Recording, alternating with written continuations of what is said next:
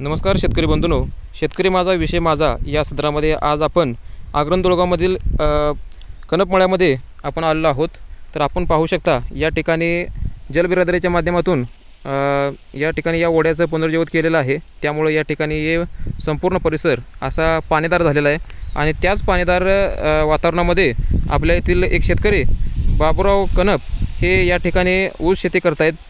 तर जाणून घेऊ आपण त्यांच्याकडून की कशा पद्धतीने त्यांनी नियोजन केलेलं आहे। नमस्कार अण्णा, तर थोडंसं आम्हाला तुमच्या शेतीबद्दल मार्गदर्शन करा की आपण तुमच्या शेतामध्ये ऊसाच्या पद्धतीसाठी तुम्ही कोणत्या पद्धतीचं नियोजन केलं? ड्रिप केलं। अच्छा, तुम्ही म्हणजे बाजूला पाणी असताना सुद्धा तुम्ही ड्रिपचा वापर केला आहे, म्हणजे अतिशय स्तुत्य उपक्रम आहे। जर तुम्ही पाहू शकता सर्व शेतकरी बंधू, या ठिकाणी त्यांनी अतिशय जादा पाणी या ठिकाणी न देता माफक पाणी देऊन त्या ठिकाणी ड्रिपच्या सहाय्यानं जे मुळाच्या कक्षेमध्ये पाणी देता येईल त्या दृष्टिकोनातून त्यांनी प्रयत्न केलेला आहे। तर अण्णा आम्हाला सांगा की तुम्ही सुरुवातीला मशागत कशा पद्धतीने केली? पहिल्यांदा नांगरून घेतलं ट्रॅक्टरने, परत रोटर मारून सरी पडली 4.5 फुटानं आणि रोपाची लावणी केली।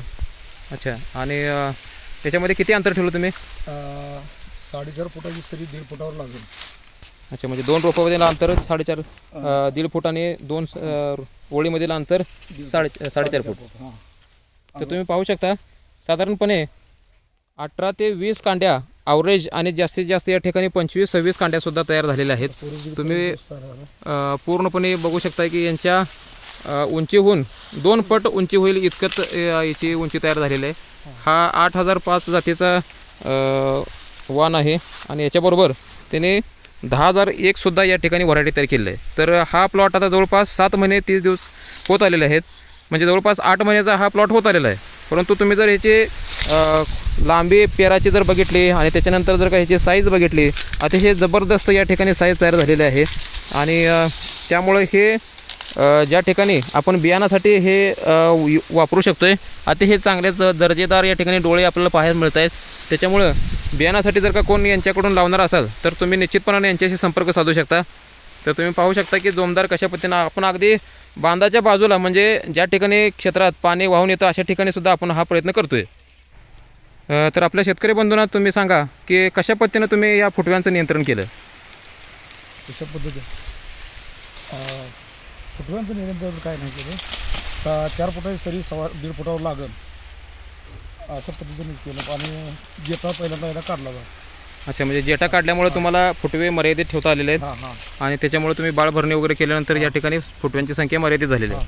तुम्ही पाहू शकता की ऊसाची जर साईज बघितली आणि जर का ह्या पानांच्या शर्करा आणि पानाची लांबी जर बघितली तुम्ही, तर तलवारीच्या पात्यासारखं असं पान या ठिकाणी तयार झालेलं आहे। एकदम जबरदस्त असं पान तुम्ही बघू शकता की 1 मीटरपेक्षा जास्ती याची लांबी तयार झालेली आहे। आणि दुसरी गोष्ट म्हणजे या पानाची रुंदी बघा, त्यानंतर ह्या खोडामधनं जो अजूनसुद्धा पोत अतिशय जोमदार आहे।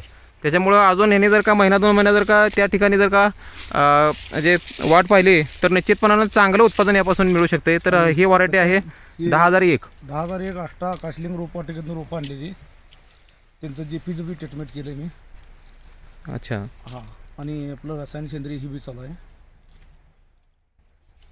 तर आपण आत्ताच बाबूराव कनप आग्रंदोळगावमधील शेतकरी यांच्याबरोबर संवाद साधला आणि यांच्याकडं 8005 को VSI 8005 व 10,001 असे 2 व्हरायटी या ठिकाणी बियाणासाठी उपलब्ध आहेत। साधारणपणे 8 महिन्याचा या ठिकाणी ऊस तयार आहे। 7 महिन्याचा एप्रिलची लागण आहे, 20 एप्रिलची लागण आहे।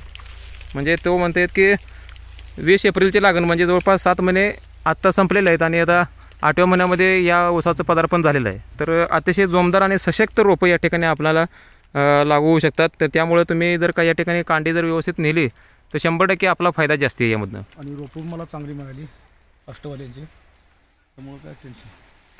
चालेल, धन्यवाद।